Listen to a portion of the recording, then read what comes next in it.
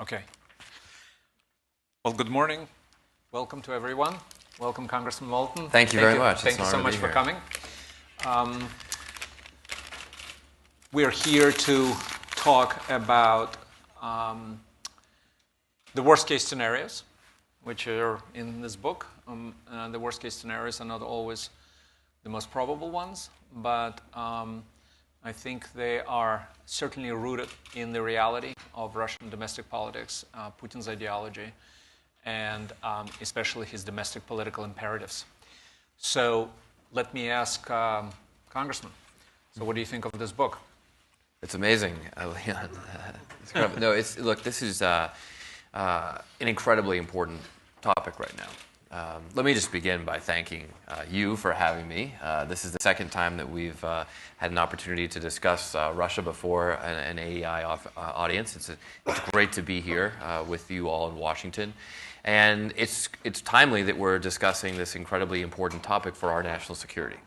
Now, Russia has been an important topic for American national security for a very long time, a long history.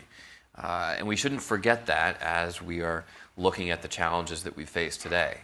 But at the same time, I think it's important for Americans to recognize that the nature of this conflict is changing rapidly, and it's not on our initiative.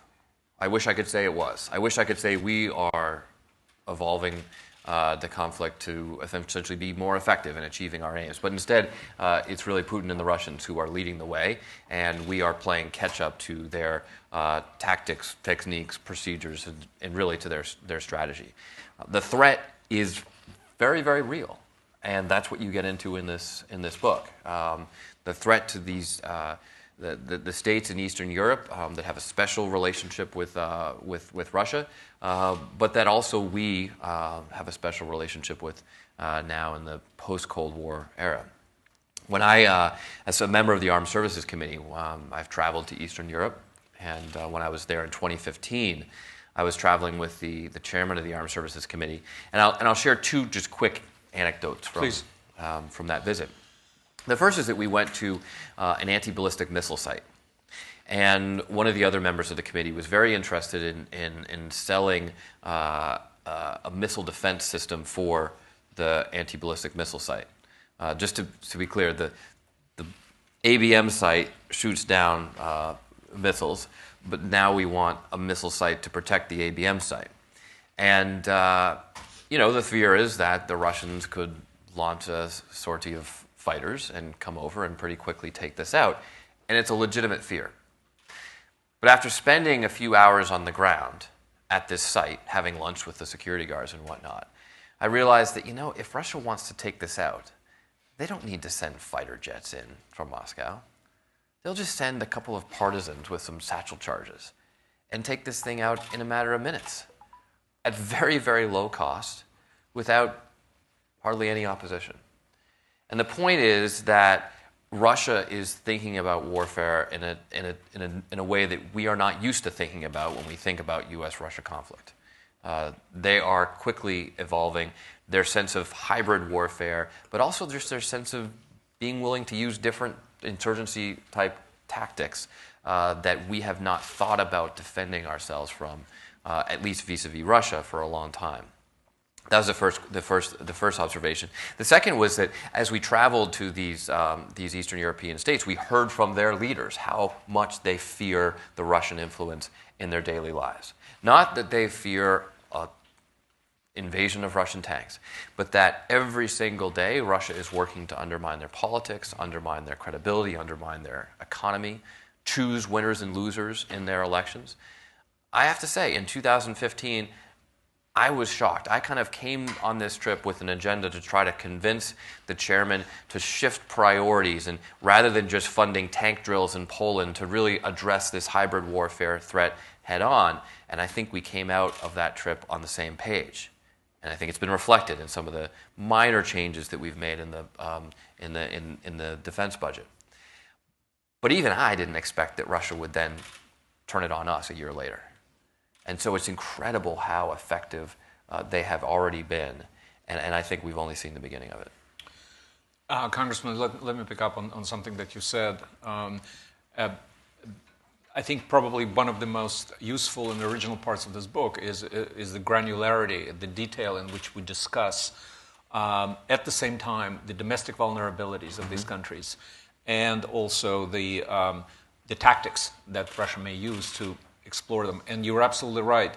With the exception of Ukraine, and we'll get into that when we have our panel, none of the country authors expect an onslaught.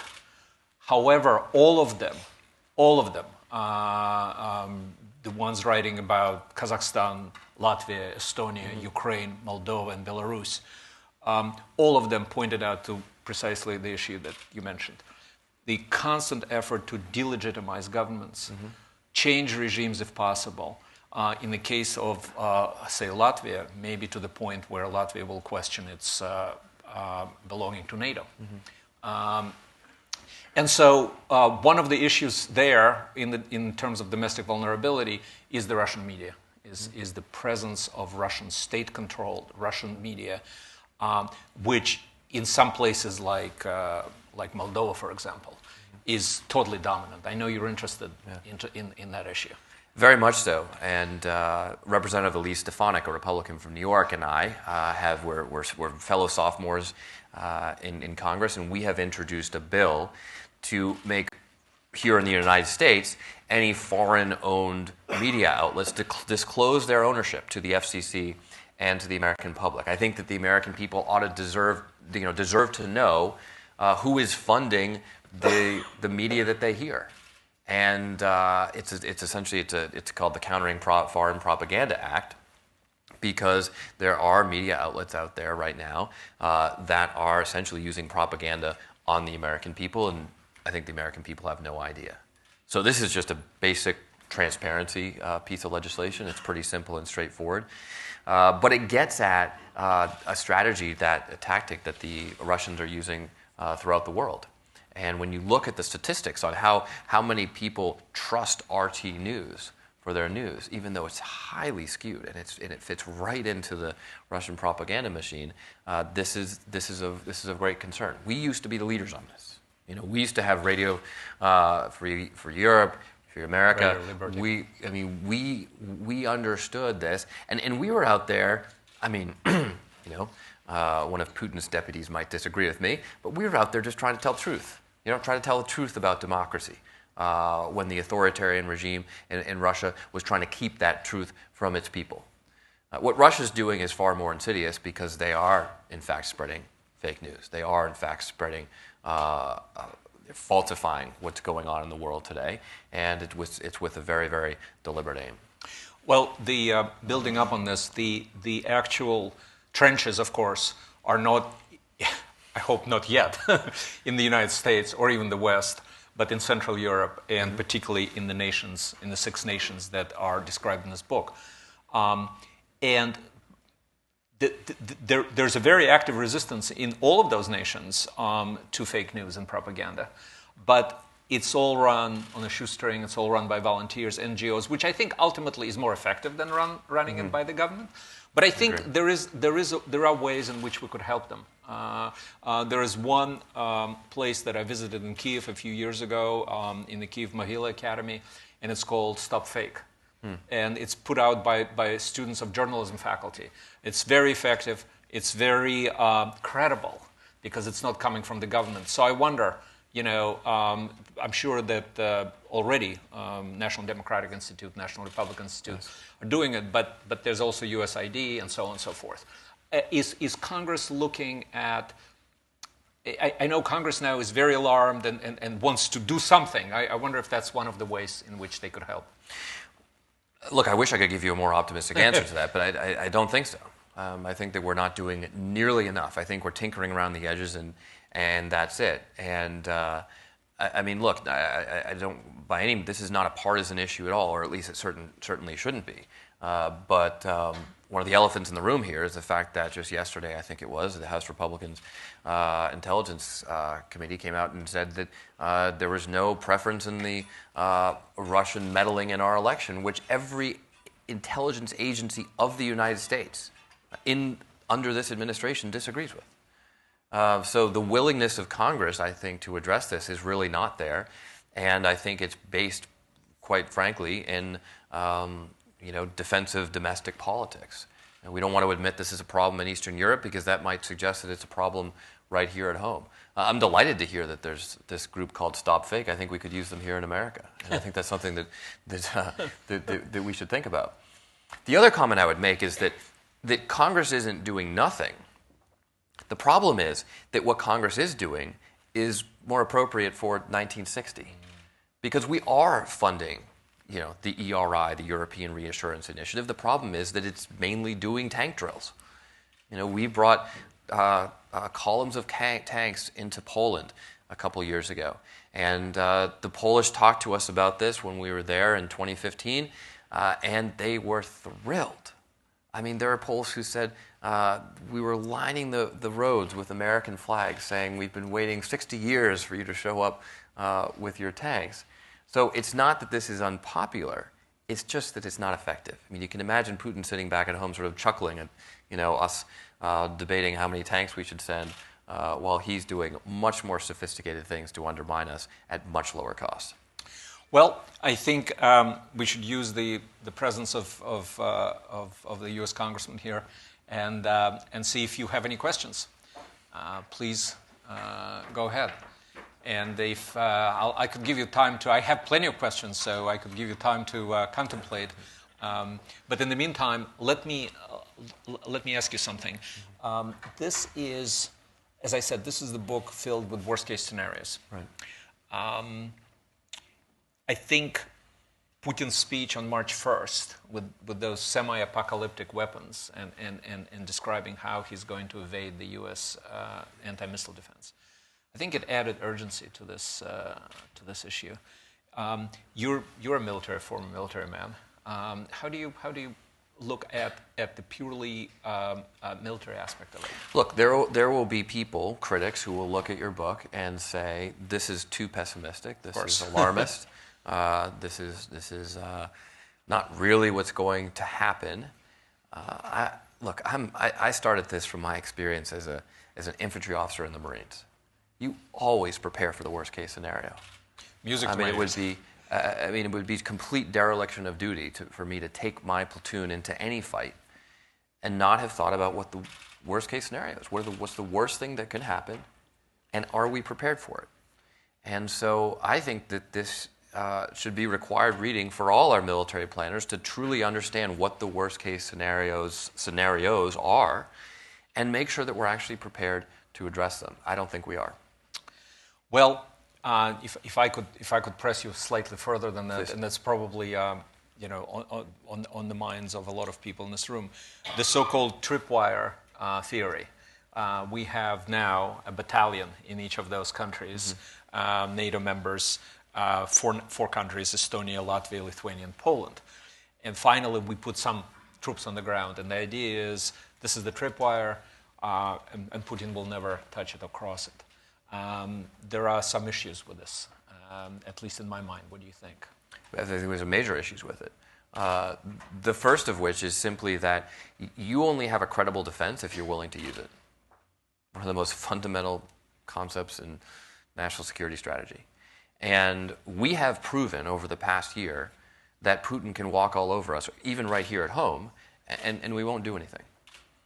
And just looking at the difference in the last couple days to the American response versus the difference between the American response and the UK response to this poisoning in Britain is frightening.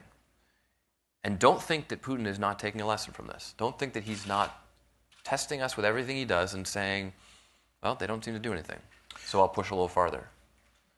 And all the evidence supports this. I mean, there's not a credible intelligence case to say something contrary to this, to say that, oh, no, what we really think is that Putin's just going to do a couple things and his plan is to completely back off. But Putin's kind of going out with a bang here with the things he's doing this year, but next year he plans to retire. I mean, that's not going to happen, folks. All right? This is going to get worse, and it's going to get worse far faster because we're showing that we're not willing to do anything about it. Okay. And I haven't even mentioned the ways in which we seem to be backing away from NATO and Article 5 ourselves in this administration. I mean, I'm just talking about the things that Putin is doing here because they're very, very relevant to, I think, what he sees in terms of American response.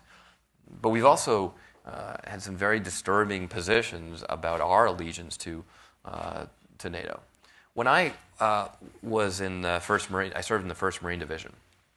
My division commander in 2003 was a gentleman by the name of General Jim Mattis. And we very proudly had the division motto, no better friend, no worst enemy. And I really believe in that. In fact, I delivered a speech last year about how that should form a basis for our national security strategy. Both parts of that are critical. Both parts of that. And they're founded fundamentally on trust. That you can trust us, that you will have no better friend. That if you are our ally, we will stand up for you till the day is long. And likewise, you can trust that you will not have a greater enemy. That if you counter us, you better be ready for a world of hurt. The Marine Corps is proud of that. That's what we tried to stand for in Iraq and in large part did. I don't think a lot of our allies or a lot of our enemies right now in the globe are so sure that that is representative of the United States today. One last question, and then I'll go to the audience.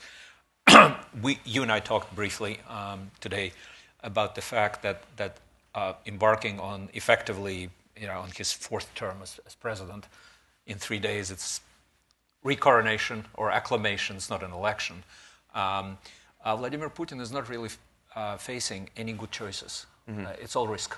It's all balancing one risk against the other. He's embarking on his 19th year in power in a 21st century European country. That's risky, especially in a country where economic growth at best is going to be 1% and where 20 million people now in poverty and the incomes are down, right? Yeah. How do you create legitimacy? That's a risk. The risk is, as you said, to poke at the NATO countries. The risk is, as we'll discuss in the panel, is also to do something with Ukraine, where the conflict is sort of frozen, but people get killed, and it's bleeding Russia's treasury and blood. That's not going to sustain. Putin will have to weigh that risk against other risks. Syria, where all the casualties are essentially muted, they're secret, but where Russia is increasingly getting bogged down and can't really leave Assad because he promised to restore the government. So with all those risks, Putin makes this speech on March 1st. And as I quoted to you, I mean, it's a line in the Russian military doctrine that's familiar to some of us very well, and that is, Putin quoted it, which is, the Russian Federation reserves the right to the first use of nuclear weapons, even in a conventional conflict, when the very existence of the Russian state is at stake. That's a blackmail, isn't it? I mean, it is, and I think the big question on everybody's mind is whether or not Putin is sincere. Whether or not the Russians would actually use nuclear weapons. And I know there are different views on this, but I think the risk that he truly would is quite significant. And I think that's something that we don't like to think about, we don't like to come to terms with. We seem very complacent with the idea that the last time the world used nuclear weapons was a very, very long time ago. And we've lived in this peaceful standoff for a very, very long time. But in my 3 years on the Armed Services Committee, the single most frightening thing I have ever done was get briefed on our nuclear command and control architecture, systems, policies, and everything. And they ran us through an exercise. We sat down and we put on the headsets and we went through this exercise where our United States military practiced how they execute a nuclear strike. And I went into this expecting, a Dr. Strangelove sort of Cold War scenario like you see in the movies, and to sort of sit through it and say, that's fascinating, that's amazing, but, thank God that's a long time ago. We don't have to worry about, a massive Russian ICBM strike. The scenario that we heard, quite in contrast to that, was frighteningly real, frighteningly present. I can't go into the details, but I think every one of us on the committee stepped up and said, wow, that could happen this afternoon. How relatively small I was about to say conventional conflict could expand very quickly into a nuclear exchange that very, very quickly gets out of hand. And that was an unbelievably sobering introduction to the reality of the world that we live in today. The more real he makes the probability of Russia doing it, the less risk he thinks he's going to encounter in a conventional conflict, because essentially he tells us to stay away. That's right. And where we have not been very clear about our strategy for countering this, we've had a lot of mixed messages. I think that also just increases the uncertainty in the situation. One of the things that has maintained this peace throughout the Cold War and beyond is relative certainty about what the other side would do. Even despite that, I mean, we've heard, now some of these instances where we've come frighteningly close to a massive nuclear exchange simply because of mistakes, false warnings and whatnot. Some of these instances have been declassified, and you recognize how fortunate we are. If the Cuban Missile Crisis had gone in a slightly different direction, if we had followed the general's advice to do more than a blockade, that would have quickly become a nuclear conflict. So we have already come close many times. But at least during the Cold War, there was this relative certainty about what the other side would do. I think we've lost that. All right. Now I will go to the questions. I think Agnia, one of their authors, Agnia Grigas. Agnia Grigas, Congressman, you had noted that, as you had noted, that many of the risks being faced by the countries that we're here to discuss, like information warfare, cyber warfare, military saber rattling, these are now faced by the United States as well. Mm-hmm.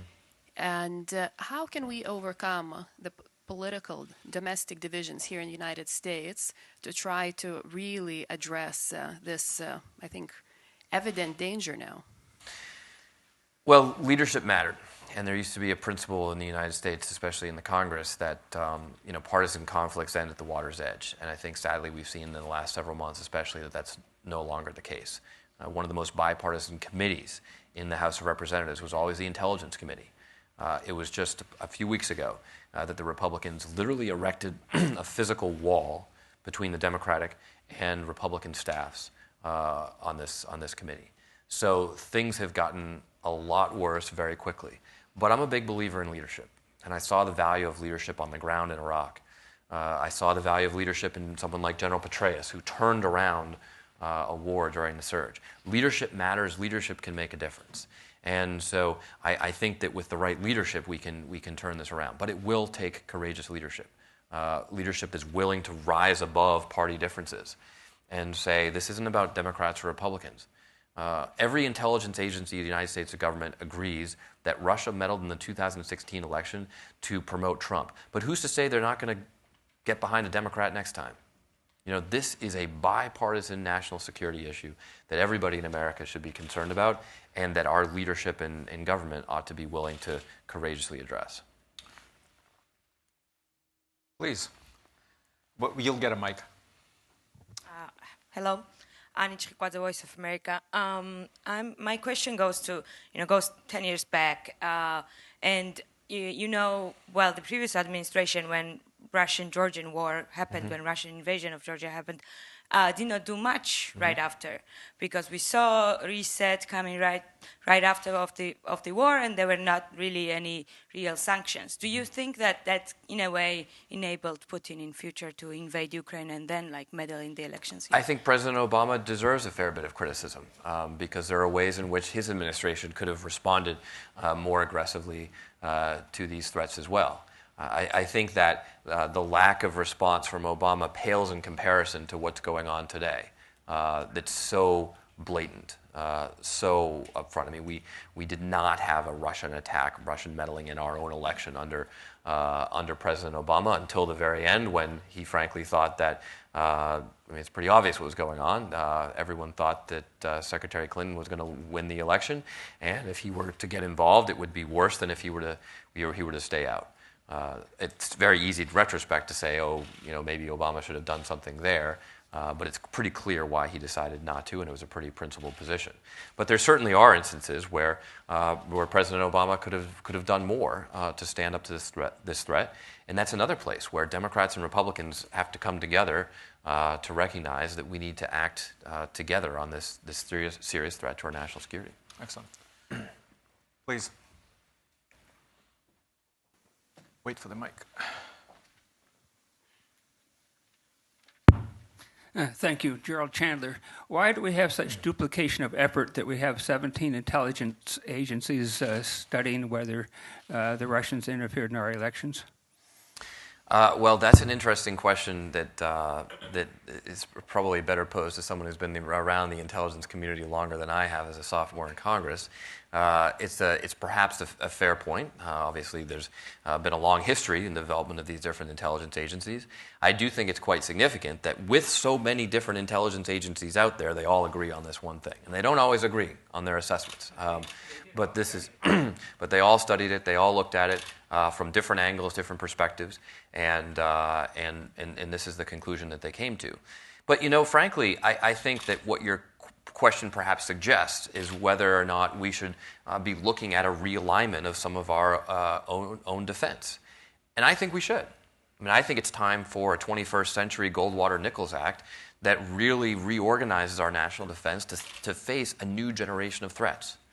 And I think that when you look at how our money is spent on the committee, we waste a lot of it fighting the last war.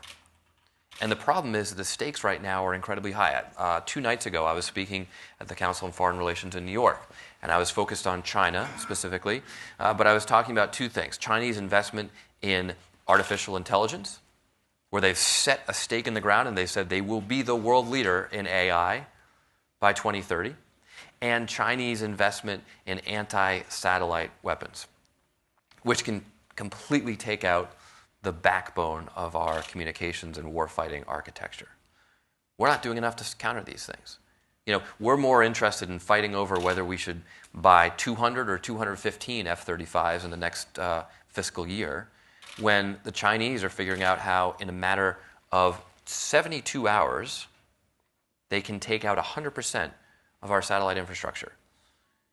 How do you think the F-35 is going to work without satellites? Not too well. And by the way, what they're also looking at is how do you beat the F-35 with the F-45? We're not focused on that at all because we're just pouring more money into this disaster of an airplane.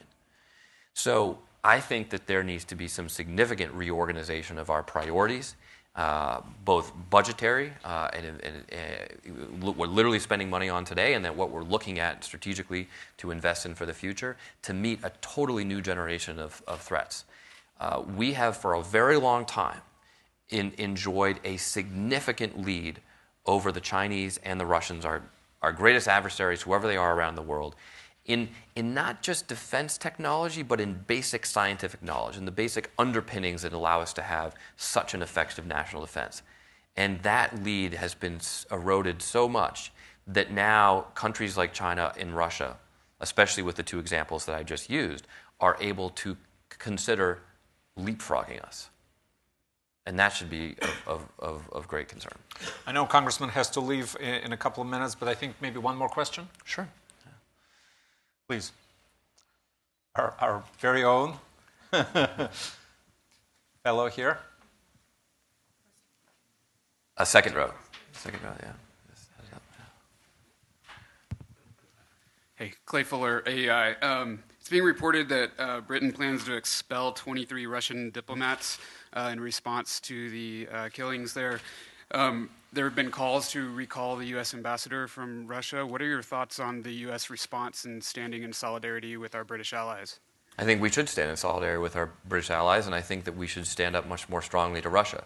Now, I would want to understand the State Department's position on whether or not they think it's a wise move to withdraw our ambassador, but my instinct is it probably would be a wise move. We have to show a much stronger front to what the Russians are doing, no worse enemy, and also a much stronger alliance with people, with countries like the UK, when they are actually facing the facts here and standing up to this real Russian threat. Well, Congressman, thank you so much. Thanks for coming. Thank you, Doctor. And while Congressman is leaving, please stay where you are. You could go grab a cup of coffee. We have about 2-3 minute break, and we'll sit our panel. Let me just say thank you very much for being here, and thank you for taking interest in this incredibly important issue for our national security.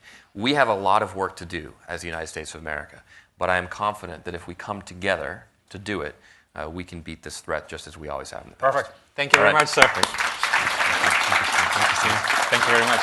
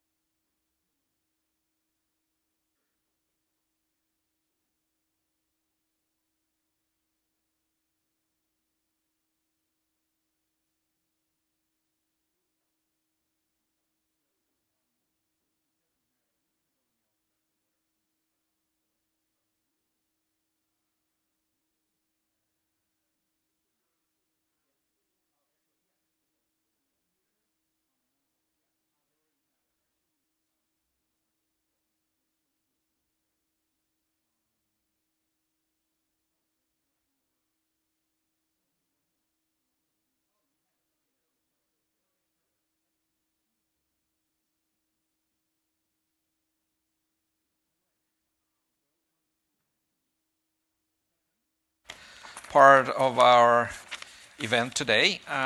You have biographies, the biographies of the participants. I was told on your phones, if you're registered, there should be a link. But let me very briefly introduce them with my thanks. So Agnia Grigas, non-resident senior fellow at the Atlantic Council, and is the author of 3 books. Michael Kaufman, currently absent, but he's a senior research scientist. He's coming up. I think he's being mic'd. Yeah, there he is. Senior research scientist at the CNA Corporation and a fellow at the Kennan Institute. Mihai Papsoi, a political analyst in Moldova and a PhD candidate at the University of Milan. And Paul Stronsky, our neighbor here, is a senior fellow in Carnegie Russian Eurasian Program. I asked the authors to, and I know it's brutal and unfair, to summarize their key findings or perhaps the most urgent issues they would like to touch on in no more than 5 to 7 minutes. And in order for us to leave time for questions and answers, where I think is the most profitable part, the second most profitable part after their presentations will be. So we will start with you, Agnia. Yes. Thank you very much. Thank you for your contribution. Well, it's a pleasure to be here and to speak on such an important topic, and I really appreciate the effort from the American Enterprise Institute on putting this book out at such a timely occasion. So I wrote on Estonia, and first I have to note that Estonia, like the other Baltic states, really stand apart from this group of states, and I think their representatives would want me to say that. Certainly they are, and they have been for more than the last 10 years, NATO member states, EU member states. They don't like to be referred as post-Soviet republics. In fact, they were forcibly annexed into the Soviet Union, and this fact was never recognized, neither by the United States or other Western governments. So indeed, their position, both their history and their geopolitical position, is quite different than the other states in question. But at the same time, I will say that you can't really escape your geography or your demographics or Kremlin's ambitions so easily. And Estonia, like the other 3 Baltic states, the other 2 Baltic states, it shares a border with the Russian Federation. And certainly we have seen countries that do share borders with the Russian Federation face significant risks in the past and currently ongoingly. Estonia also has a significant Russian-speaking population, and both ethnic Russians and Russian speakers, which can be, and I also make that distinction because I think it is important to note, that we are not only speaking about the ethnic Russian minority, but other individuals who maybe speak Russian in their daily life, who often also get targeted by the Kremlin and whom the Kremlin tries to co-opt in their various efforts. So in terms of, I'll give you a couple of numbers here so you get a sense. Of course, they're all in the book, but in terms of ethnic Russians in Estonia, that's 24% of the population. They make up 37% in Tallinn. But if we look at particularly one region, Ida-Viru County, on the border of the Russian Federation, here they make up 73%. And in particular, they make 82% in the city of Narva. It's a small city, again, on the border with the Russian Federation. So again, these numbers are just illustrative. And certainly the Russian speakers and the Russian minority in Estonia is generally very well integrated, especially the youth. They are happy to live in Estonia, which has the highest standards of living than any other country that was formerly a member of the Soviet Union. And in fact, high standards of living in comparison to many new EU member states. But again, here the issue is about the small minorities of these groups that Russia continuously tries to engage and in a way brainwash with their endless propaganda, as Dr. Aron noted about the influence of Russian media all throughout well, certainly Eastern Europe, Central Europe, the post-Soviet space, and now even in the United States. One another element I would really like to highlight here, which is more important, I think, when looking at these countries, it's not the numbers of the percentages of their minorities, but it's really, I would say, the percentages of Russian citizens or Russian passport holders. Because Russia has also pursued a policy really since the mid-2000s of trying to hand out its passports in its neighboring states, and particularly try to do it in specific regions, quite concentrated, regions that border the Russian Federation, and regions where there is either a Russian-speaking majority or there's potentially a receptive population. And we've seen that, this kind of passportization effort, we've seen that be a driver of Russia's later more aggressive military tactics. So, for example, in Georgia, in South Ossetia, in Abkhazia, in Transnistria, where Russia would first hand out Russian passports, and then they would say, well, now we have to protect our citizens here. So this is the one number that concerns me in Estonia, and particularly looking at Idaviru County and Narva. We have 36% Russian citizens in the city of Narva. Again, this is a small city, so I don't want to over-dramatize it. We're referring to about 23,000 people. But nonetheless, given Russia's kind of history of how it's used passports in the past, this is one area where I think we have to be concerned. Of course, other risks, in the economic sector, we know that Russia also, they don't just export their natural resources or gas, they also export corruption. And Estonia has not been immune to that either, even though they do, of course, a lot of business with the European Union rather than Russia. But, the recent incident of money laundering for Putin's family out of Estonian bank is just, a type of example. Of course, domestic politics. You can say, certainly Estonia is, a democratic state, has strong institutions, but it is, like many European countries we've seen over the last couple of years, they're still targets of Russia's attempts to influence them. And with a somewhat fragmented, I would say, political system where there is always about 6 political parties vying for power in Estonia, you can say there's more room for Russian interests, let's say, to creep their way into some of these political parties, and that has also been shown in the past with the Center Party that dominates the Tallinn political scene, and the various cooperation agreements that party has had with Putin's United Russia Party. So I think I will wrap up my comments. I'd like to hear your questions afterwards. I think that will be a more interesting way to spend our time. Thank you. Thank you very much, Agni, and thanks for sticking to the schedule. Michael Kaufman has a distinction or a burden of representing a country, as it were, where the whatever you want to call it, the hybrid war or the semi-war, could actually become a real war. Go ahead. Thanks, Anna. So, yeah, I have the unenviable task of trying to cover Ukraine in about 5 minutes, conflict that I'm sure everyone here is familiar with. What I will do is, instead of trying to kind of give you my universal field theory of the conflict in Ukraine, I will cover some background of what the chapter covers and delve just a bit into the 3 scenarios that I explored in the chapter. Understand that the chapter itself is probably a lot more sophisticated and has much greater substance to offer than the summary I'm going to give here. First, some key point, kind of general perspective that Ukraine remains an unsettled interstate war, where the operational situation on the ground is not too dissimilar from World War I trench warfare, where both sides have dug in, the lines are fairly fixed, and there's a lot of skirmishes and cycles of escalation that are destructive, but they're ultimately indecisive and they don't make any substantive gains for either side in the conflict on the ground.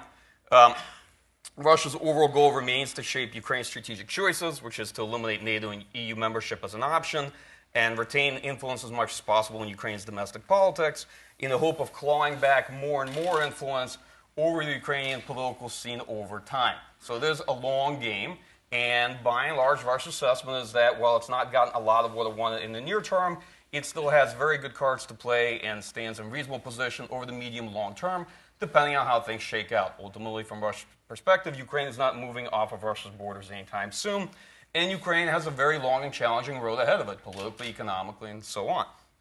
From Russia's perspective, though, the quest for leverage has by and large stalled out. Pressure on Ukraine's leadership is now largely void of coercive effect. It was fairly effective in 2014, early 2015.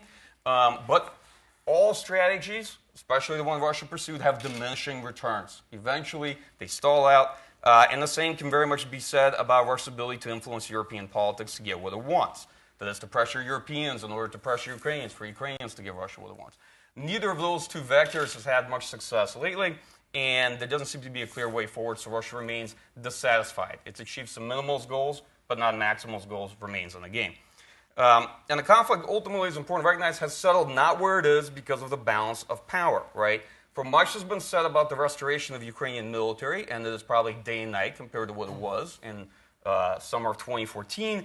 The reality is the Russian military remains far superior by all discernible metrics, but Russia has always sought to minimize its cost, engage in direct warfare to the extent as possible, and minimize the use of conventional warfare and conventional power on the battlefield that is employed for decisive effect and withdraw. So Russia's goal traditionally has been to shape effects in the battlefield and the political environment as much as can on the ground with the minimal application of actual hard conventional military power. Why? Because that's very expensive, has a lot of costs in the international system, has all sorts of domestic political costs associated as well, and gets very messy very fast. Here are the three scenarios I explored. I'm going to go very briefly in broad strokes. The first one's the political warfare and insurgency scenario. This is the one I think is actually the most likely and could ensue after the election or selection completes this month in Russia's election, by which I mean Vladimir Putin gets reelected. So political warfare and insurgency, one low-cost, low-risk strategy, essentially try to create a political crisis and leverage disunion amongst the various oligarchic forces that still by and large dominate both Ukrainian politics and the Ukrainian economy, and mobilize the protest potential of the population. Basically evolve an approach from various forms of unconventional warfare we've already seen Russia engage in. This includes a campaign of state-sponsored terrorism, sabotage, insurgency. Part of that has already played out in different parts and pieces of this conflict over the last couple of years. And then increasingly take the lessons that they learned from February and March 2014, which was an early attempt, an improvised attempt at political warfare in Ukraine to create a counter-Maidan and a Russian Spring. It was not very successful. It was an improvised approach. It was very ad hoc. However, just because people failed the first time at something does not mean that they will not take lessons, adapt, and try again and again, right? Especially given there are low costs and low risk. What's really the downside for Russia? The downside for Russia is almost nil. It's literally almost non-existent in this scenario. And actually, I think that increasingly we'll see Russia not use pro-Russian forces, but to disguise various forms of influence in other forces in Ukraine. Ukraine's a pluralistic society. There are a lot of forces there. It's a lot of non-state actors, power brokers. And there are many forces that may disguise themselves as being quote-unquote pro-Ukrainian, but actually will have funding, backing, or some co-optation from Russia. Next one's provocation, co-optation. That's a softer, more subtler approach, basically a campaign of subversion, taking advantage of endemic Ukraine weakness as a state, fairly a cynicism and opportunism of most elites that still dominate Ukrainian society and polity. And in Ukraine, we've consistently seen that even today, non-state actors have a lot of power, right? The state actor model as a level of analysis for Ukraine is just grossly insufficient. Maybe the best level of analysis for Russia, but it's one of the worst levels of analysis for Ukraine to understand Ukrainian politics and society. And the goal is to still discourage Ukrainian political transformation and ultimately convince that besides encouraging forces friendly to Russia, to convince Europeans that Ukraine actually has no way forward on a democratic or European path. And the last one I'll cover very briefly. The last one is a low probability event. Of course, as a military analyst, this is probably one that interests me the most because I often say that if you exclude these, you greatly increase your chance of becoming familiar with them, as Congressman spoke here earlier, yes, which is a second Russo-Ukrainian war. For those that, and I agree that this is a very low likelihood scenario, but I always urge caution. If you weren't one of the people that predicted the first Russo-Ukrainian war, you should be very careful about the certainty that there won't be a second one, right? And I suspect that includes most of us. So in this regard, I'll cover briefly before Leon gives me kind of the evil eye. Okay, I'll try. Ukraine is larger than Estonia. I need more time.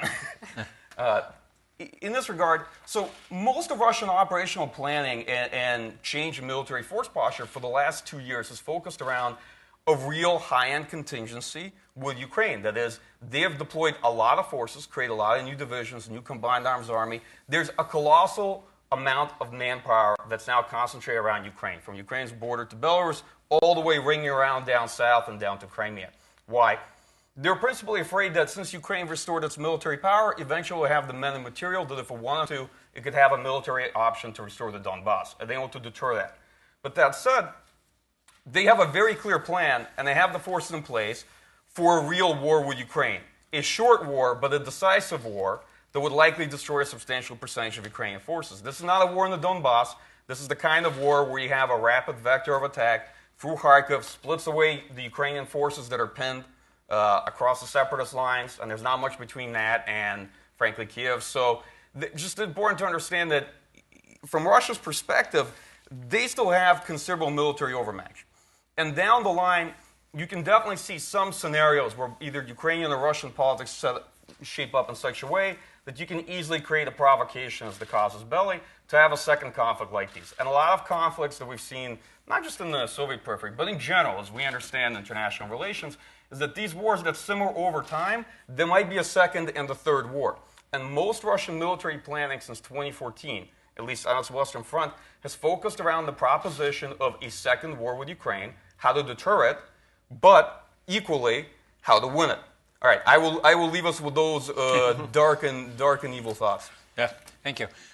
So Michael Popsoy. Michael Popsoy has, again, a burden or a privilege in two regards. First, he's the author of both chapters on Moldova. His first chapter was so excellent that we thought he would write the second one, and he did. So he is, just to remind you about the structure of the book, I think it's probably its most original part that each country is covered from two angles. One, in terms of domestic vulnerabilities, and the other one in terms of what Russia could do with them and how it could proceed. So Michael Popsoy took care of both things.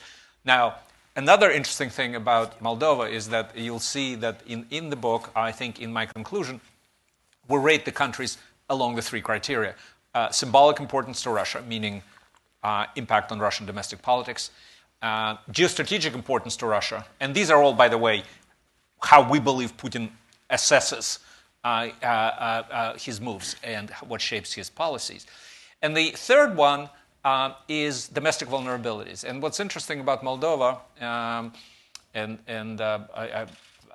based on the chapters provided by Mihai, is that Moldova is relatively low on symbolic significance for Russia. Moldova is relatively low on the geostrategic significance for Russia, but it's the top in terms of vulnerabilities.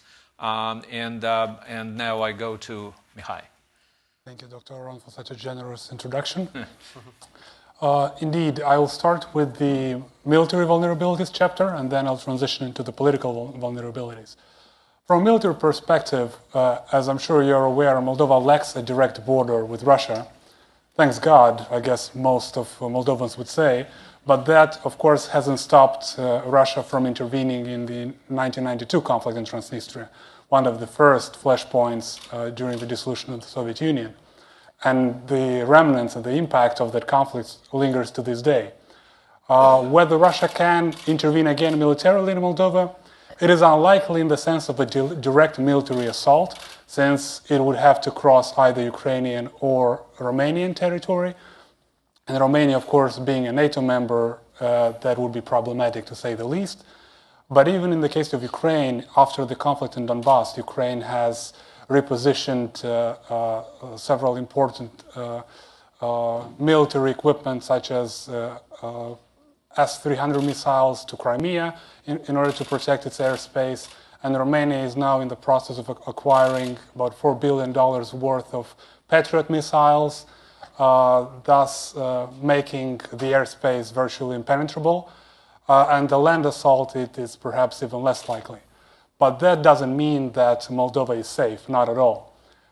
Because if you look at the Russian military presence existing on the territory of Moldova, the only caveat being that it is present on the part that is not controlled by the Chisinau authorities, that is in Transnistria. There is about 1,200 Russian military personnel, part of the so-called operational group of Russian forces, which is the former 14th Soviet Army. And in order to stall the withdrawal of that army, the Russians have basically changed its status. And even that presence should have been withdrawn in line with the 1999 Istanbul OSCE summit commitments taken by Russia. And then Moscow reneged on this commitment. So to this day, there is this 1,200 Russian personnel there and about 500 Russian peacekeepers in Transnistria, in that sort of tripartite Ukrainian, Moldovan, and Russian peacekeeping mission there. But this 1,200 Russian military personnel technically is not really the main threat. The main threat is the Transnistrian army itself. The Transnistrian army, even though Transnistria is about 7-8 times smaller in terms of population than Moldova, its army is equal, if not slightly higher in terms of personnel. But most importantly is that it's much better trained and much better equipped than the Moldovan army. So in a virtual scenario of a conflict, Transnistrian army, with the help of Russian military presence there, would likely overpower the Moldovan defense. And that is a major, major vulnerability.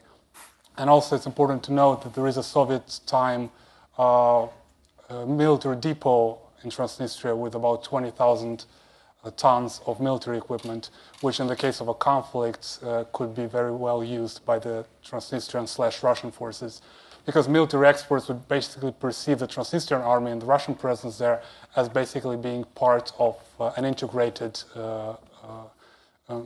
military controlled from Moscow. So there is basically no difference between the Transnistrian army and the Russian military presence there. But as I said, a large Russian offensive, especially in the follow-up of the Donbass debacle and the fact that Ukraine has closed the resupply lines for the Russian presence in Transnistria, and Russians are now forced to recruit from the local population in Transnistria, makes a large-scale military intervention less likely. And from a political perspective, it's not really needed for Russia, because Russian political influence in Moldova is so high that it makes military intervention superfluous. The largest political party in Moldova, the Party of Socialists, is strongly backed by Moscow, and the pro-Russian president elected at the end of 2016, Igor Dodon, has the dubious honor of having met with Putin about 7 times during the last year, which is probably a record in terms of international affairs. And he also has the dubious honor of being the only foreign dignitary at the May 9th parade last year in Moscow. So that tells you a bit of the symbolic significance, if you will. But go back to the political influence that Russia exercises in Moldova. First and foremost, of course, it's through political parties. And this, the largest party, is the main avenue. But then, of course, the Party of Communists, which is in free fall now and it's largely irrelevant, still has some affinity towards Russia. And then there is another, our party, that's how it's called, led by a highly controversial figure who is in exile in Moscow, having a criminal case pending and actually a conviction in Moldova. And that political party also has some support in Moldova, and that is also very much a pro-Russian political party. So if you add together pro-Russian forces, then it's basically half of the political spectrum in terms of electoral potential. So in that sense, at the next parliamentary election, there is a very high chance of pro-Russian parties gaining a majority, particularly if you look at the change of the electoral system being introduced, a mixed electoral system where half of the parliament is elected on the proportional system and half on the single-member first-past-the-post system. And you don't have to be a PhD to have a PhD in political science to realize that in a first-past-the-post, when you have a fractionalized pro-Western right and you have a strongly consolidated pro-Russian left in the form of one party, in a first-past-the-post system, that party is a front-runner. So in that sense, pro-Russian forces are front-runners in the next election. Therefore, if you add up the other avenues of Russian soft power influence in Moldova, such as media, the church, and the NGO sector, then it creates this sort of perfect storm for Russia to turn Moldova back towards Russia. Because in 2009, after the so-called Twitter revolution, even though it had nothing to do with Twitter, there were about 100 Twitter subscribers in Moldova at the time, Moldova became pro-Western. It signed the association agreement with the European Union. But now there is a high chance that if not actually canceling the association agreement with the European Union, because that would be too costly from an economic standpoint, there is a high chance that Moldova's integration to the EU would basically stall. And that seems to be perfect for Putin, because from an analytical point of view, the Moldovan experts agree that Russians are not as much interested in having Moldova strongly integrated into the Russian Eurasian Union and being sponsored by Russia, because Russia doesn't have a lot of free cash to throw around at this point.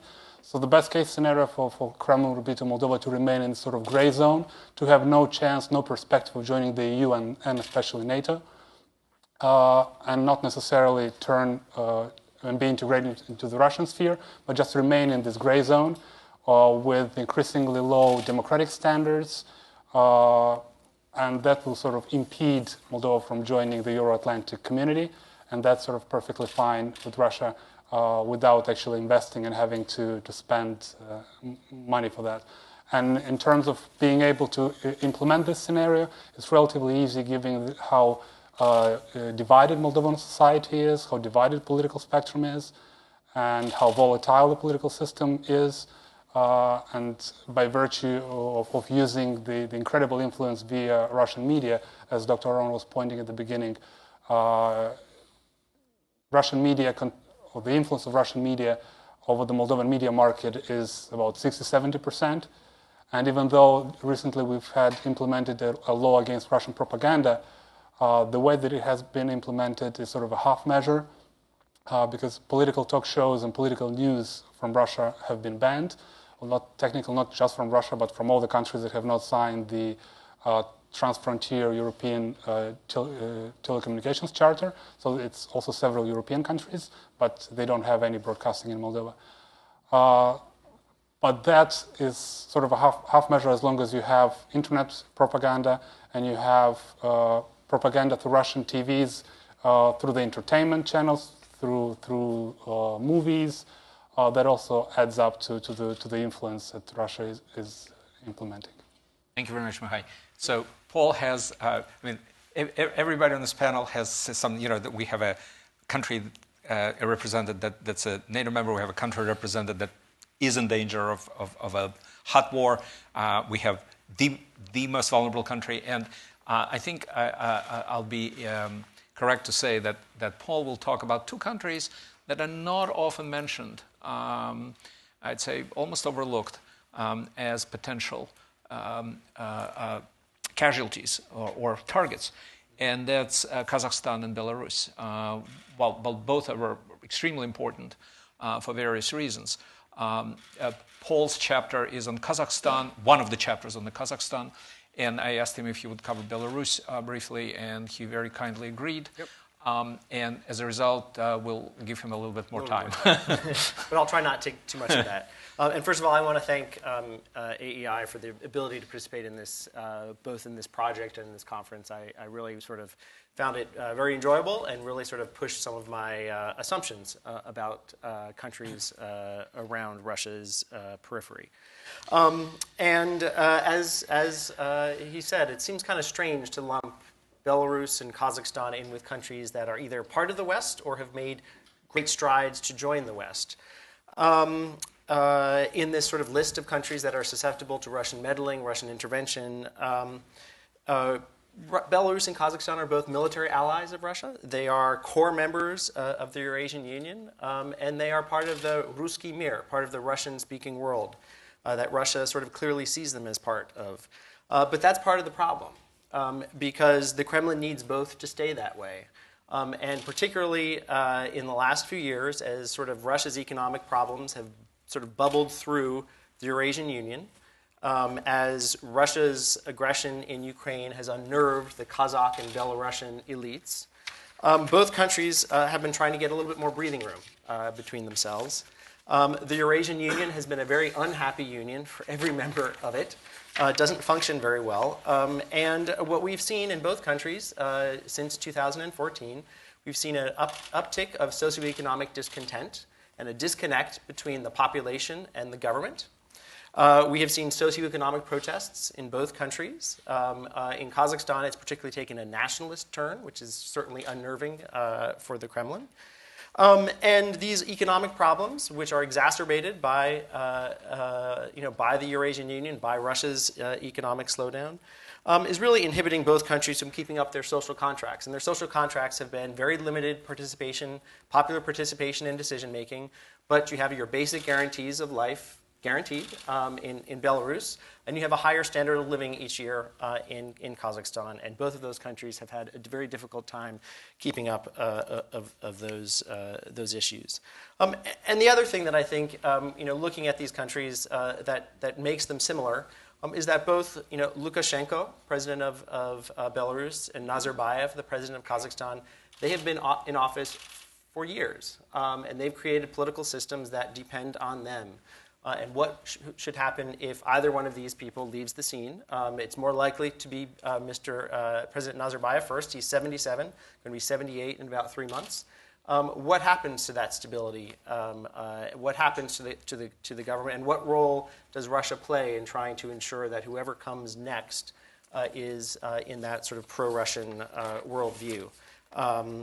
Most likely, in both countries, they're going to be, but some are a little bit more outward-looking. Some are pushing their internal pushes for reform in both countries, and some of those reforms, I think, could sort of put some of that distance in between Russia and either of them.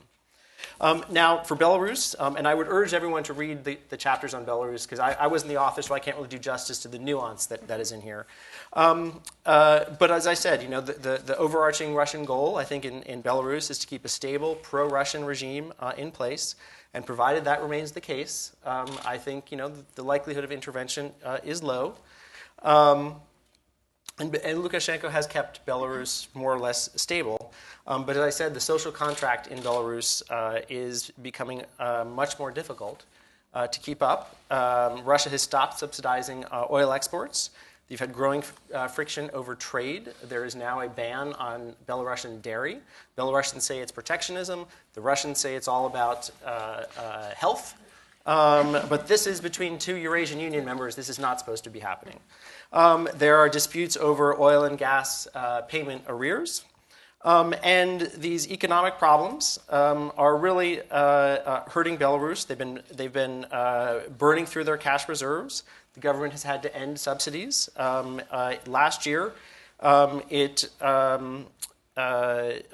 tried to sort of implement a sort of an unemployment tax of $230 for anyone that is unemployed for 6 months or more annually. And this is what sparked a protests in the country.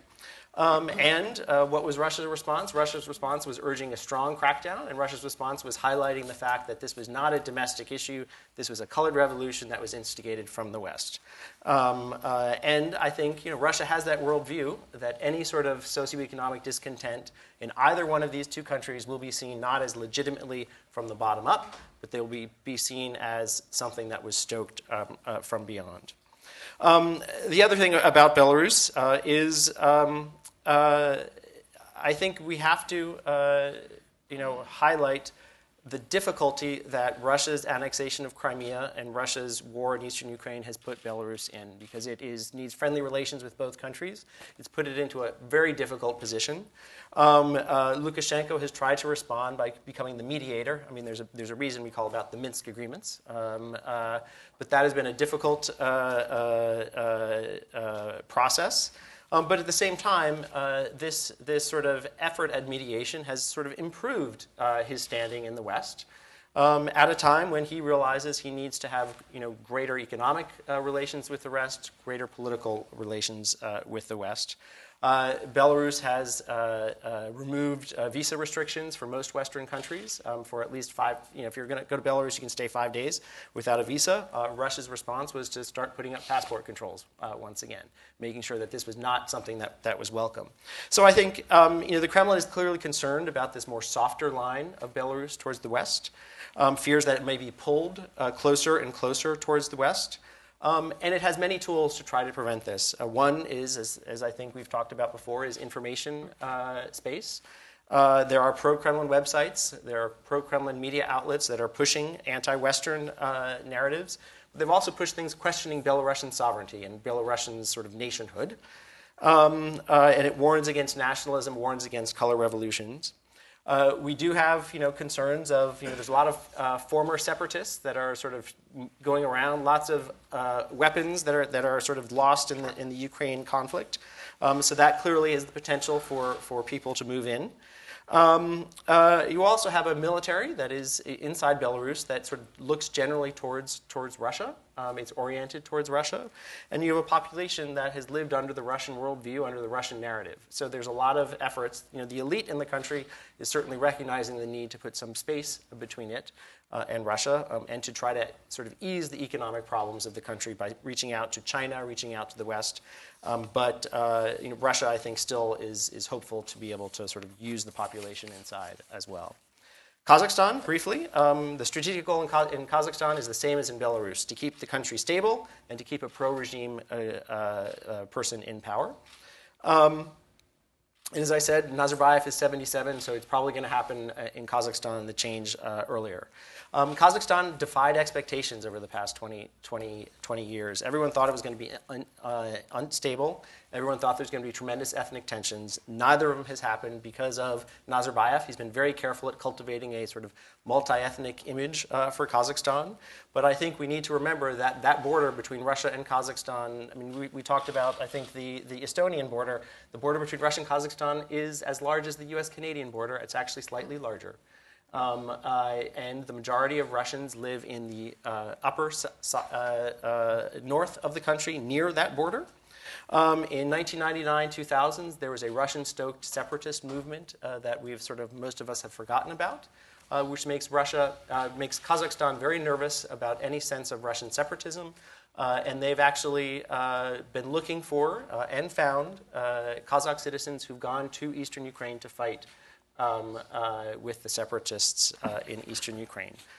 That is very unnerving to the Kazakh government. Those people, when they come back to Kazakhstan, they usually end up in jail. But sort of another aspect of this sort of multi-ethnic vision of Kazakhstan, it's now being tested inside Kazakhstan. And it's being tested in part because of Russia's aggression in Ukraine. And Russia, President Putin's questioning of Kazakh sovereignty. He basically questioned whether there was a Kazakh nation or there ever would have been a Kazakh nation without President Nazarbayev. And that was read in Kazakhstan as what happens to the Kazakh nation after Nazarbayev. So we've seen an uptick in Kazakh nationalism. When you go to Kazakhstan, if you went 20 years ago, you walk around Almaty, Astana didn't exist the way it does 20 years ago. It was very much a Russian-speaking world. Now you hear a lot more Kazakh on the street. We've had tremendous in-migration from rural areas to urban areas, so the cities are more Kazakh than ever before. And there's now a move in response to this growing calls for greater Kazakh identity to move from the Cyrillic alphabet to the Latin alphabet, a move that has not been received well in Russia, a move that I think is in response to this growing calls for sort of a greater identity.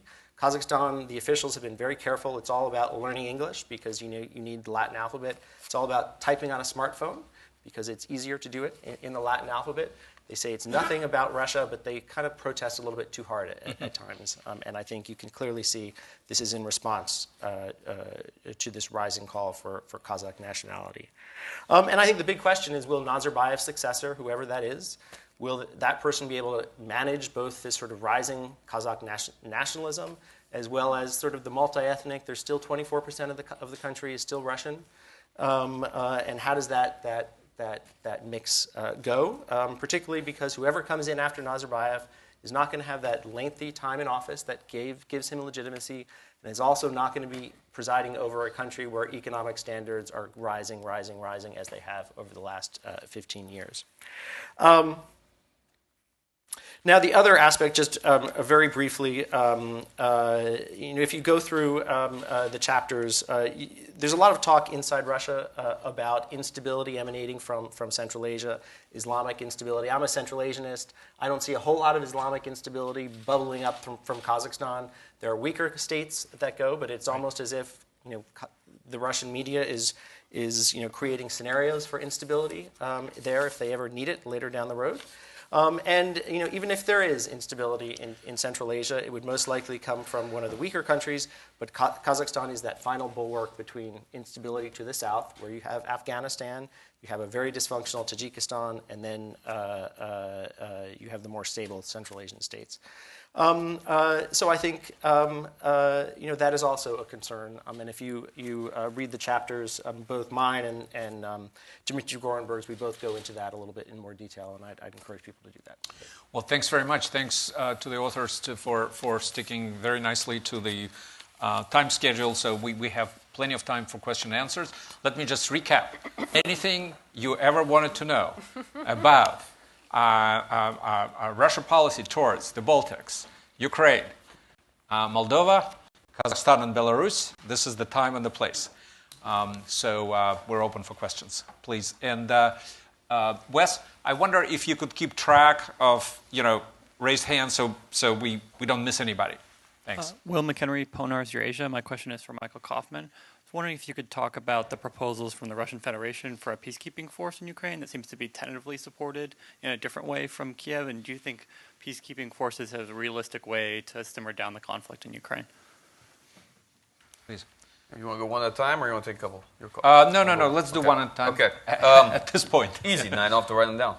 On the peacekeeping proposal, I thought from Russian perspective this is a fairly clever ploy, which was first outmaneuver the Ukrainians in the UN and make a peacekeeping proposal of themselves, but to make a peacekeeping proposal that would be focused on the line of control. And of course, the point of the peacekeeping force is to harden the line of control, because it actually freezes the conflict, but it freezes in such a way that Ukraine does not restore control all the way up to its own border, right? And this is the Russian proposal.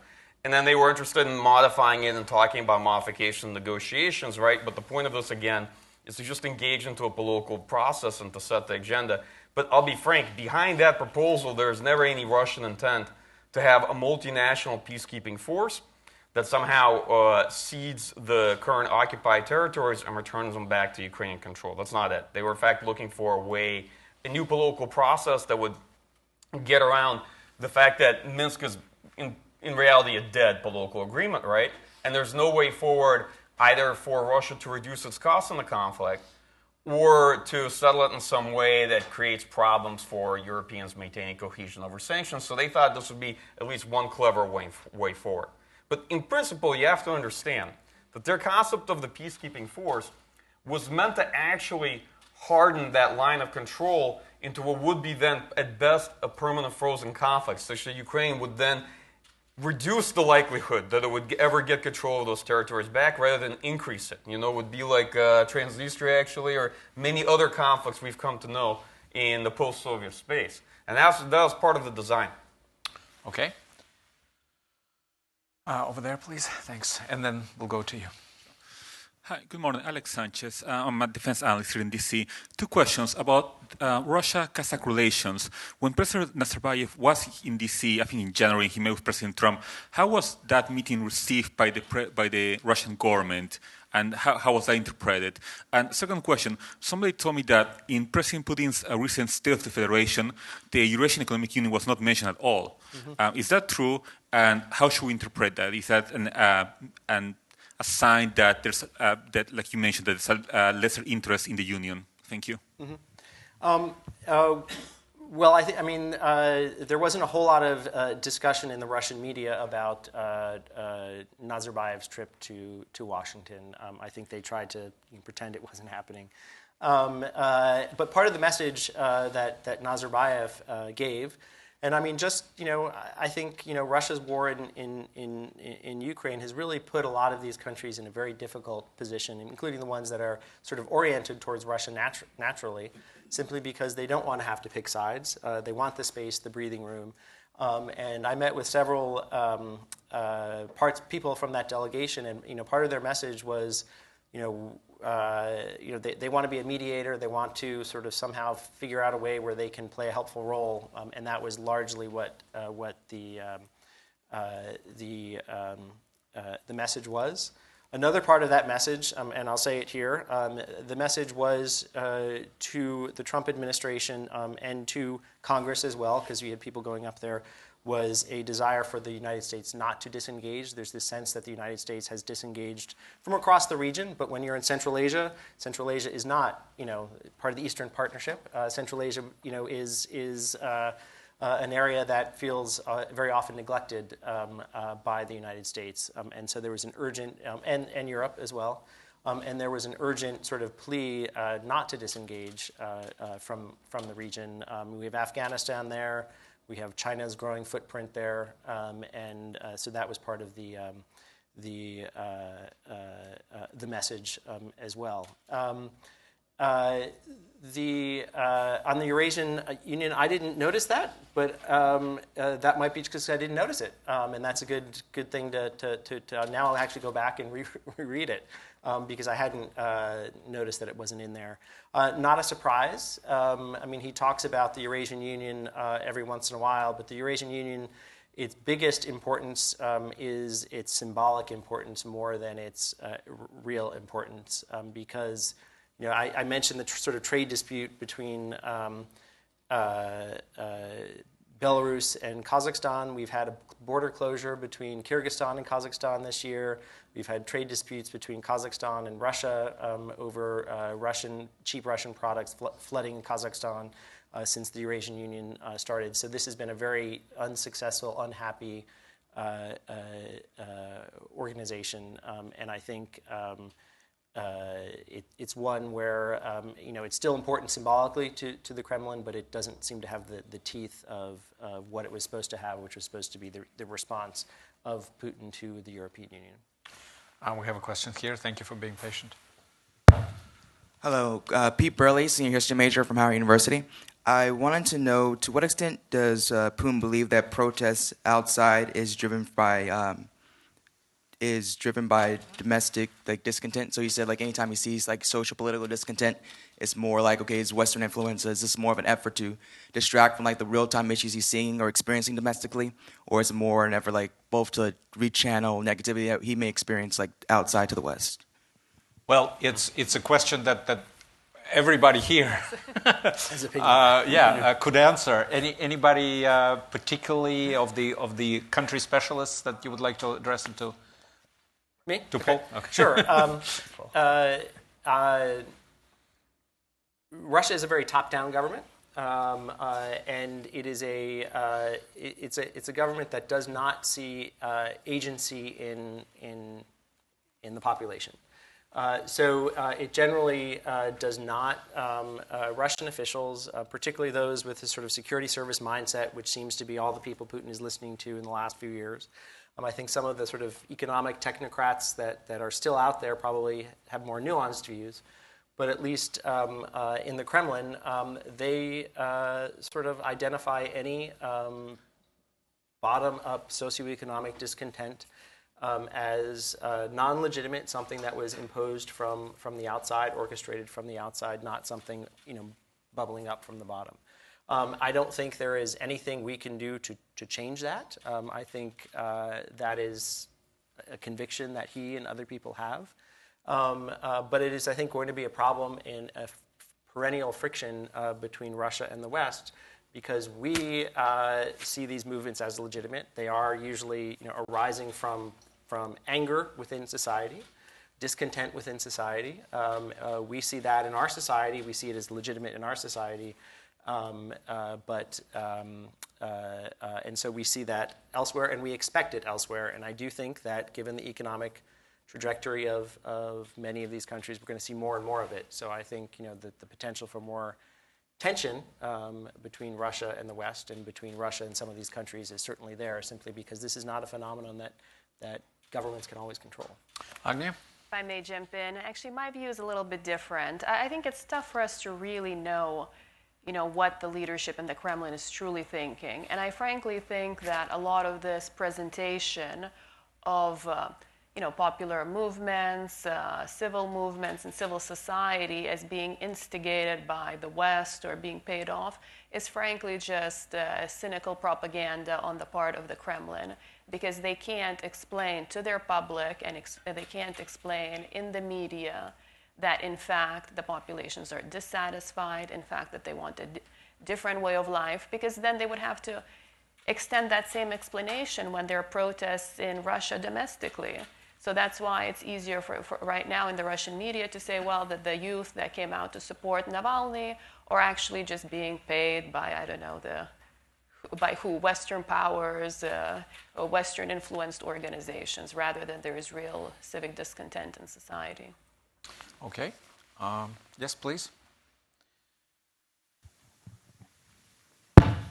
Hi, my name is Vlad. I'm from Ukraine, a student here. My question is, the Ukrainian Institute for the Future has recently published their own report seeing the challenges and opportunities in Ukraine. And one of the biggest issues when they talk to people, what they think the biggest threat to Ukraine is, was corruption. And I'd just like to hear more about corruption as a future of the country. You sure? I am sure. Are you trying to get into it? I am sure. But to be honest, specifically, we feel very discouraged, and we feel as youth almost depressed. I get texts from people saying that dealing with everyday corruption is just awful. And we don't see any, in the coming election, we don't see a candidate that's going to have a strong anti-corruption message. We don't see any progress being made. We see the internal anti-corruption measures being butchered and killed and whatnot. Is there any chance that Western support is, there's more effort from the Western support? Michael? Yeah. Look, you're asking about one of the endemic challenges Ukraine has faced ever since independence and the breakup of the Soviet Union, right? And this is one aspect of Ukraine that's not changed. One principally sort of feudal oligarchic system where they own most of the economy and political parties basically are there to represent their interests.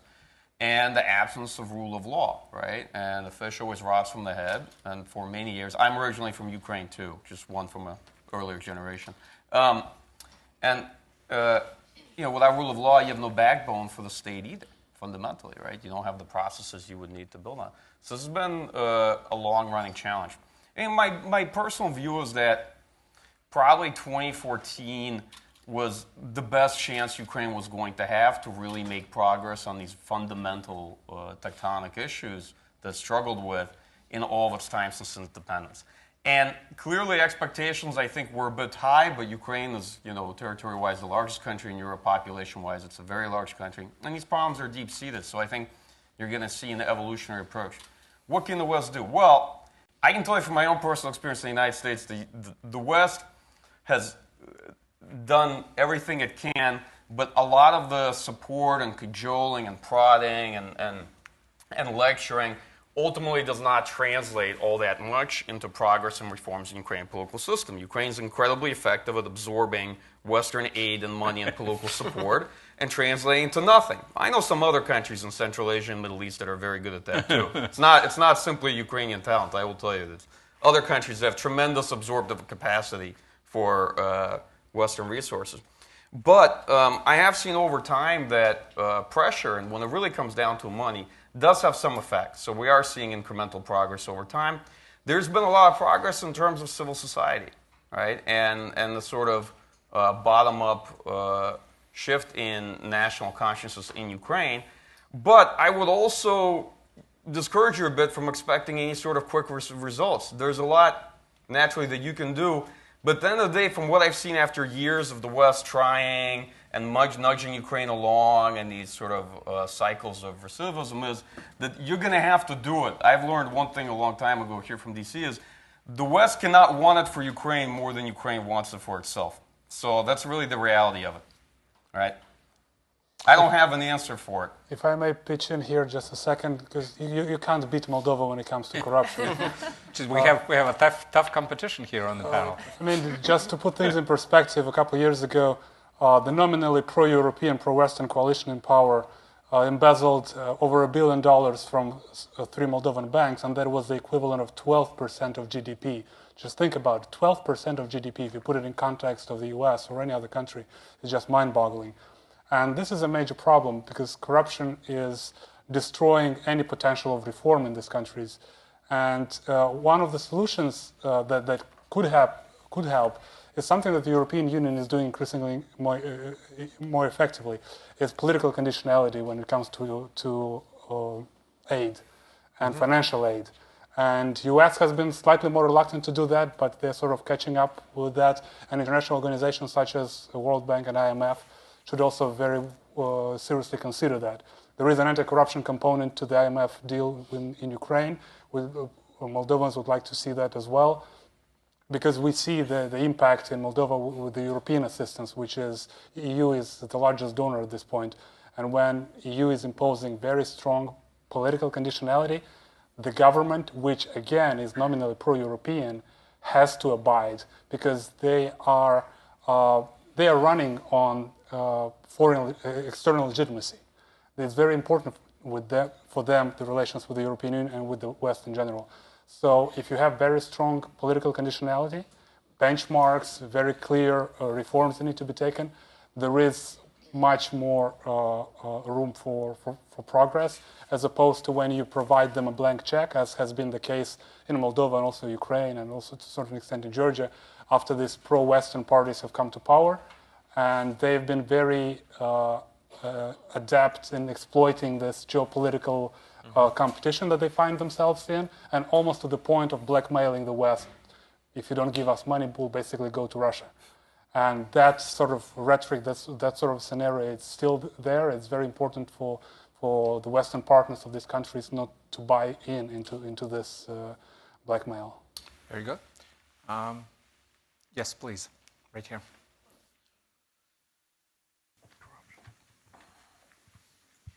Thank you. I'm Christina with the European Parliament Liaison Office and a student at Georgetown University. So I know these were not case studies in the book itself, but if I may ask, what are your observations on Russian inroads in the Balkans right now, specifically Republika Srpska, the Balkans? So Republika Srpska, Bosnia and Herzegovina, but also other ones if that's what you're more familiar with. Thank you. Geographically, you're probably the closest. And then whoever else, Michael. So Mihai first. I mean, we've seen the reports about the alleged coup attempt in Macedonia, and we see the problems in Serbia. They're trying to stoke to impede Serbia from joining the Euro-Atlantic Club, and the Russian relations with the Balkans run very deep.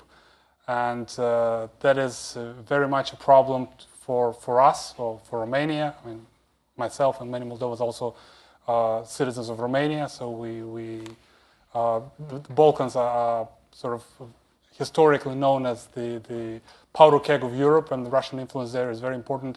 And now, in an attempt to undermine their pro-Western ambitions, it feels very much as sort of trying to encircle Eastern Europe. And you, I'm sure, are aware of Russia having special relations with the governments in Hungary and in Czech Republic. And in that sense, this sort of feeling of encirclement is quite problematic. And hopefully, we've seen that the attempt in Macedonia failed. And hopefully, Serbia is able to withstand this pressure and is able to deliver on its commitments and start actually meaningful negotiations towards joining the European Union. Because joining the European Union, for all the problems of the European Union, the Eastern European countries that have managed to join the EU are, by and large, success stories. They've been transformed, not just economically, but in terms of how the national government is run, how the institutions work. So that's sort of a long-term transformation for the Balkans, and also hopefully for the Eastern Partnership countries, first and foremost Georgia, Moldova, and Ukraine. That's something that we are very much interested in looking forward. Because this ambiguity of being neither with the European Union, neither pro-Russian in the Russian area of sort of integration, creates a lot of room for instability. And it's very important to have a strategic choice, and it seems like the Balkan countries have made it. I mean, several countries are already NATO members, Croatia, Albania, and it's very important so that the Balkans are fully integrated into the Euro-Atlantic community. That creates much more hope for some of the other countries in Eastern Europe. Right, Agni and Michael? Well, I would like to just note that even though we're discussing these select case studies in these countries, which are probably really on the front line of Russia's influence, but frankly, I think we would have trouble finding a country, a single country on the European continent today that hasn't faced Russia's attempts to influence it, that hasn't faced an effort to play a role in their recent, in some big elections. I mean, over the last couple of years, every single significant election in the European Union, Russian propaganda, cyber attempts were all at play. So I think we would be, again, surprised to find a spot on the European map that is not facing this problem.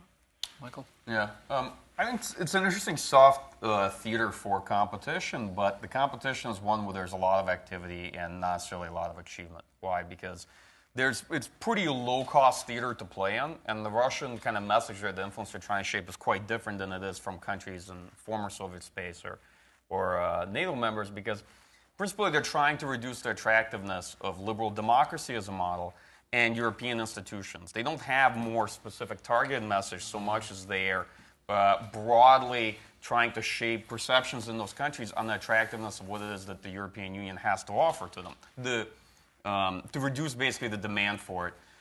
Beyond that, some of the efforts that you see kind of playing out here is like the attempted assassination of Montenegro.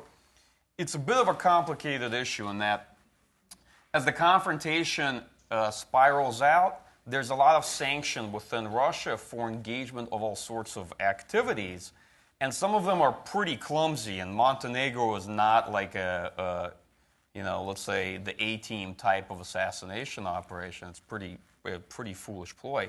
But you'll see integration of non-state actors in Russia with an agenda and a lot of interest in Europe together with Russian state security services. And I think Balkans, particularly as a theater, are amenable to these kind of games. Ultimately, I don't see Russia necessarily making particular gains. As I said, oftentimes we look at Russia and other powers, adversaries, and we see they're doing lots of things. And bureaucracies have a natural predilection. Whenever they see somebody else doing lots of things, they assume that there must be stuff happening there that they need to counter. They must be successful, because we do lots of things. That's how we measure success, by doing of things, right? But the reality is the Balkans are also have a lot of absorptive potential for lots of powers to do a lot of things, right? I don't see a lot of achievement there. I think for Russia it's more of an area both to stall and to create problems for the West, which is always trying to expand, as I said, trying to integrate them. And then just to add on to that, I think we can tie some of the activities of Russia elsewhere in Europe, trying to stoke discontent within the European Union, stoke dysfunction within the European Union, make the European Union look not as attractive to some of the things that you see in the Balkans. I also would agree with Michael. We see a lot of activity. We see a lot of promises of loans to Republika Srpska, but we're not seeing as much follow through on those loans. It looks like it's very active, and it looks it's potentially a problem, but I think Russia could be stretched. I think in some places it is trying to sort of stoke dysfunction between different ethnic groups in different states. It's trying to stoke problems with Macedonia. They're on the verge of overcoming their name issue, and it's the Russian media is very heightening that, and I think some of this is very dangerous. Another thing, I just want to also take it back to our discussion about corruption. These are countries that have huge problems with corruption, and that corruption facilitates Russian influence. And you are seeing sort of a tremendous footprint in sort of energy, in retail, in banking, in this region with Russian companies coming in. Not always, some are pushed by the center, some are coming in because of opportunity. And I think that this corruption sort of angle provides a lot of opportunity for Russia to expand its influence. And I think if you move it even beyond outside of Europe, you see, in South Africa, Jacob Zuma fell in large part because of a corruption scandal that had Russian fingerprints all over it. And so I think you see this much broader than just in Europe. All right. Any more questions? Oh, yes, please. And I think we'll make it the last question, the last answer. Hi, yes, Matthew Brown with the Brookings Institution. So given that this is more than likely Putin's last term, and that there's... Huge question. Okay, enormous. Okay. Yeah. Now we know the assumptions that play behind the question. Go on. Go on. Effectively, is there any pressure inside of the Kremlin or inside of the Russian state to see or to accomplish or find success in the next 6 years in any of these theaters? Does Putin feel like he needs to consolidate or wrap up what's going on in Ukraine or Estonia or any of the interferences going on in the European Union before it looks like he might have to pass off the baton to someone else, given that so much of the Russian state is centered around him at the moment? Well, it's an enormously interesting and complex question. Let's try and answer it. I think everybody has a say. So we'll start with Agnia. Try to limit yourself to a couple of minutes. Well, I do think it is a big question. I mean, if this will be Putin's last term, it will probably be only nominally his last, only in name. He will likely remain in power in some form or another. That would be at least my thoughts. What I do believe he is trying to do, he is trying to, in a way, crown, his now, well, by the time it will be over, 24 years in power, roughly. Try to demonstrate his successes to the Russian public as well and to the world. He essentially has created post-Soviet Russia. Really, when we think of post-Soviet Russia now, we really, kind of modern-day Russia, whatever it is, it really has been Putin's creation. And part of that, of course, has been an effort to aggrandize its status in the international arena, and specifically trying to regain influence in the former Soviet Union and beyond. So I do think he will try to, in a way, again, package and kind of maximize his achievements. But I think he's also treading, a thin and dangerous line, because frankly, I think Russia is overstretched in its capacities on all these different fronts and theaters, and let's not forget Syria. So I think for now it can kind of nominally check these successes. Yes, we've destabilized these countries, and yes, we have these frozen conflicts. But on the other hand, they haven't scored full success. And I think pushing further could really derail Russia. I think pushing any of these theaters further could become very dangerous as well for the Russian Federation. Michael? Okay. Great question. So I agree with Anya that Vladimir Putin's basically fading still into history as a legacy figure. He's not so much running the country, he's more like a statue now of Vladimir I, the person who recreated Russia after the collapse of the Soviet Union, and is increasingly not controlling things so much, but much more interested in both his legacy and making sure that the country is successfully positioned for a transition, a successor. And I've heard from a number of senior Russian officials that really the vision is that by 2024, Russia has to be ready for the beginning of a transition from him and his personalized rule to something else. And they have a number of projects in mind for how they're going to do that, of course, but they expect a pretty tough competition for leadership and for succession. That said, what does that reflect on foreign policy, right? In and of itself, there's nothing specific you can easily pull from that, but I would look at two things. One, there's been a really classical IR proposition from Russia to the United States and to the rest of the world, which is that Russia is a great power, maybe a weak great power, but it is a great power. They believe it is so as a hereditary status. There are no objective measures of it. They inherited it from the Soviet Union inherited it from the Russian Empire, and so on and so forth, right? It is a key power in the international system, and their whole goal has been to get other countries to recognize that Russia is a great power. Why? Well, they themselves believe in it, but the others have to believe in it too, because the argument has principally been, if you recognize that Russia is a great power, then you agree to what we believe a great power gets, which is a great power gets special privileges. And the privileges we deserve are 1, a privileged sphere of influence in our near abroad. 2, the supremacy of our security over the independence of other states bordering us, right? 3, the right to arbitration between other disputes. So over Ukraine, we should just sit down with the United States and like France and handshake on it, and we'll settle how that comes out, and we can settle that over all the other small countries. So the right? Yalta approach. Absolutely. Yeah. Actually, from Russia's perspective, the Normandy approach is kind of what they would see. Them, France, and Germany sitting together to figure out what they're going to do with Ukraine. That's kind of the vision. It reflects it pretty well. Their only problem is that France and Germany are not the great powers that they were 100 years ago, and they're not willing to have this conversation with a map of Ukraine and a pen and say, all right, you get this, I get that, and we call it right here, right? This conversation can no longer happen. So Russians get to the table with Germany and France and are unable to actually get any of these things they want. So what you're going to say, I think, from my perspective, is Russia continually demonstrating, and Vladimir Putin did show quite successfully, the United States had substantially underestimated the power Russia still has in the international system, particularly its military power. That's a fact. And the fact that Russia was capable of expeditionary operations, that's a fact too. And a lot of people missed the entire boat on Russian internal balancing, military reform, modernization.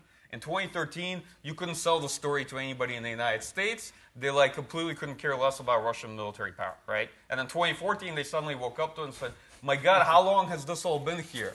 I didn't know they had all these things. And recently, people have found out Russia has nuclear weapons too. Who knows how long that's been there as well.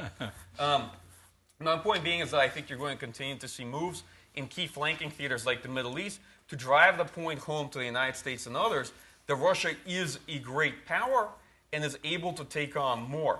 How much? I would never take bets. Maybe that's the one particular area where we disagree. I think that people continuously underestimate Russia's ability to sustain both adventures abroad, but also, look, it is always weak, but its mythos, its exception was based on its resilience, right? It's like Bismarck's old quote, the Russia's never as weak or as strong as she looks, right? And you don't want to be the person who places bets on either side of that ledger necessarily, because often you can come up short. It's very hard to tell.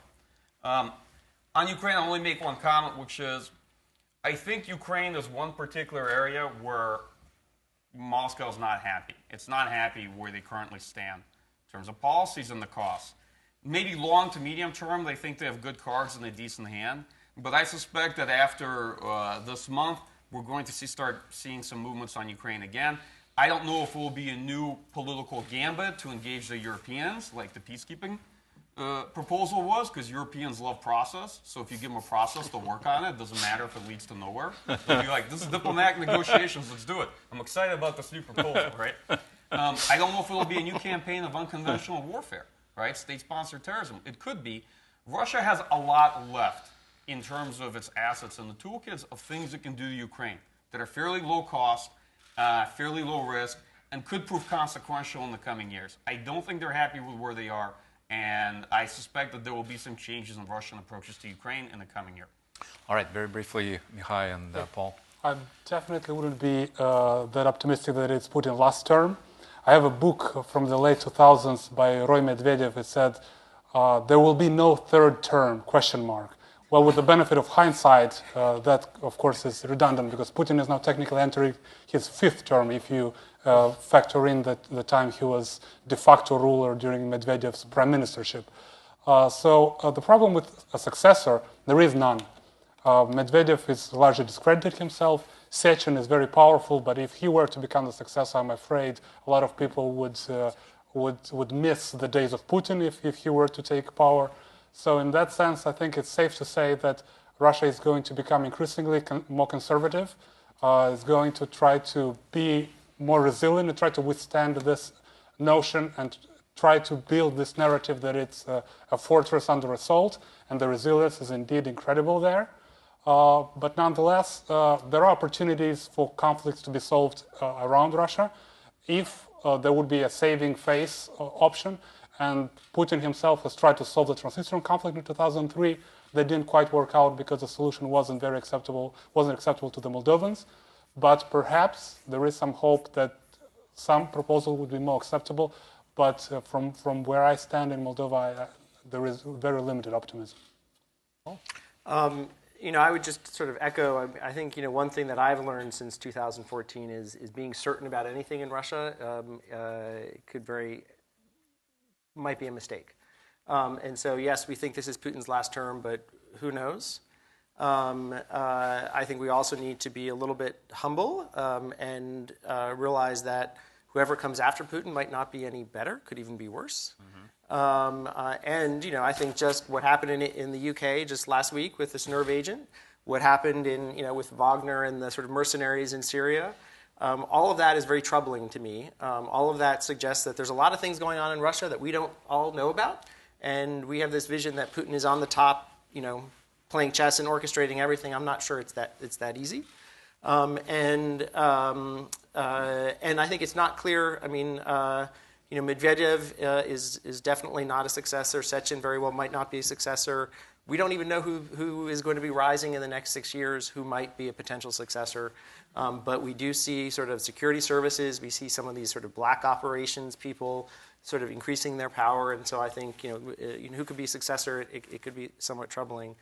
In my biggest concern about sort of both the immediate area around Russia, but also the Middle East, is that Russia, if it was coming in and solving Syria and making Syria a better place, that's a positive thing. But it really doesn't seem to be coming in with this. I mean, it's definitely trying to influence Syria, but it's not necessarily ending the horror of what the Syrian people have been going under. It's not ending the horror of what the people in eastern Ukraine have been going under. And that is, my biggest concern is that a lot of this is sort of flexing muscle, causing problems and not solving problems. And I think that is my biggest concern over the next 6 years. Well, thank you for the question, because it's a perfect conclusion to our discussion. Thank you very much, authors, again, for an excellent book. There are still, I believe, some free copies. If you're lucky, maybe the authors could sign them for you. And thank you very much for coming. Thank you. Yeah.